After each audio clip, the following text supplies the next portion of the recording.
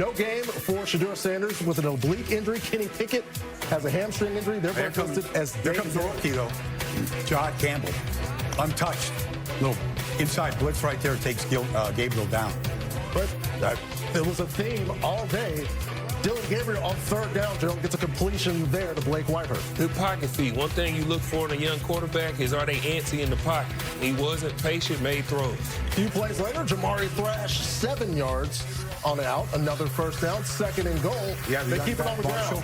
Good cut right there to find the end zone and finish off that drive.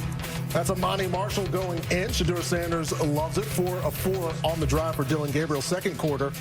Gabriel rolls out looking for Deontay Johnson, but Andrew Makuba's there instead, and he's going to go ahead, make a move. Yeah. Andrew Makuba, touchdown.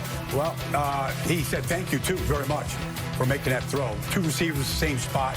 Seemed a little confusing right there, but still, you know, maybe that's the time to throw that ball away right there. Yeah, that was just a trio of indecisiveness. Nobody know what they want to do. Never receivers. When the receiver watches the ball go past to get picked off, we go 3rd and 2. It's 3rd down. Dillon Gabriel again this time. Jamari Thrash right there on the move. 19 yards on the play. Later that drive, it's Azeez Ojulari getting to Gabriel, 7-yard loss. A field goal takes the lead. But Dillon Gabriel keeps his head up. Next Browns drive.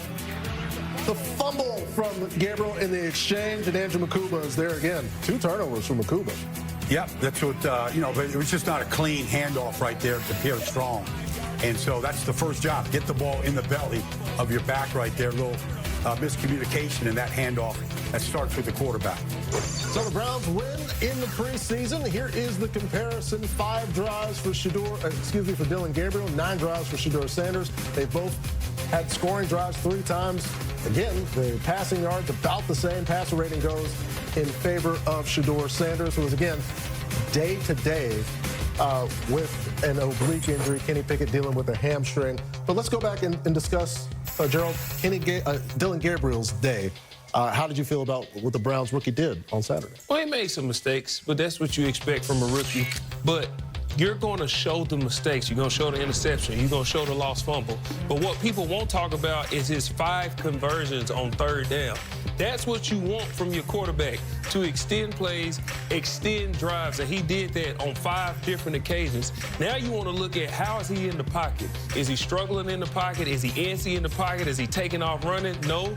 He had great pocket feet, eyes downfield, and delivering the ball. That's what you got to do on 3rd down, because we know how this Philadelphia rush is. Patrick Mahomes found out firsthand how great this Philadelphia rush is, and these young guys were on him all day, but he wasn't antsy, and he made some really good plays when he needed to. You know, Joe, that's what I saw in the scrimmage this week against the Eagles. I saw him make a number of good throws, good red zone throws. He did it in the game. You mentioned it.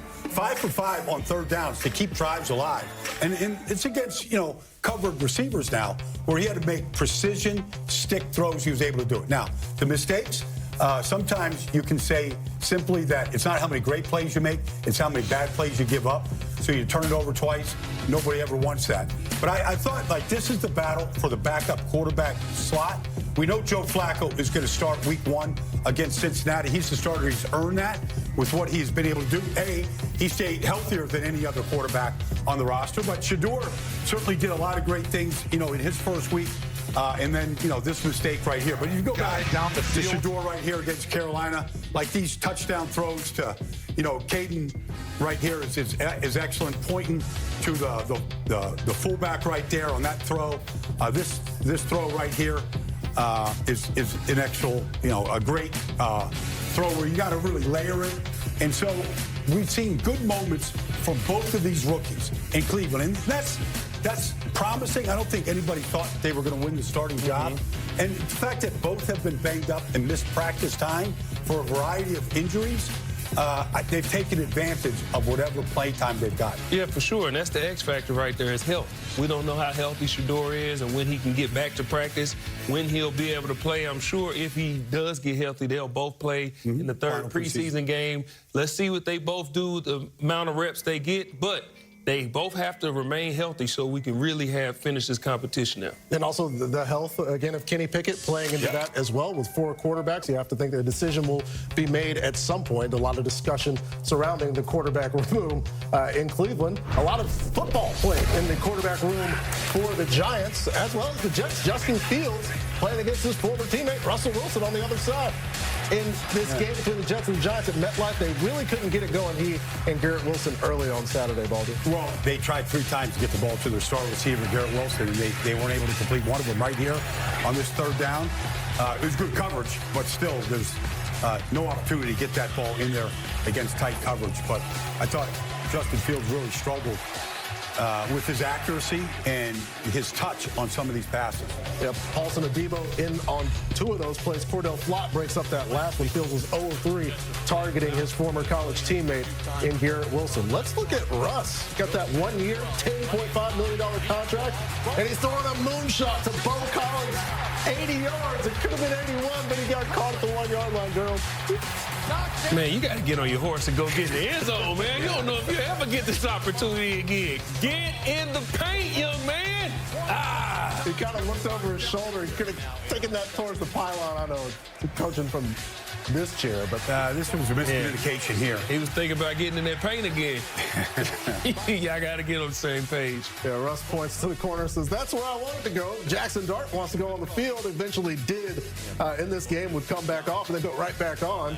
1st and 10, 3rd quarter. Dart throws one down the middle of the field. It is complete. I like how aggressive he is in the middle of the field and how sure he is.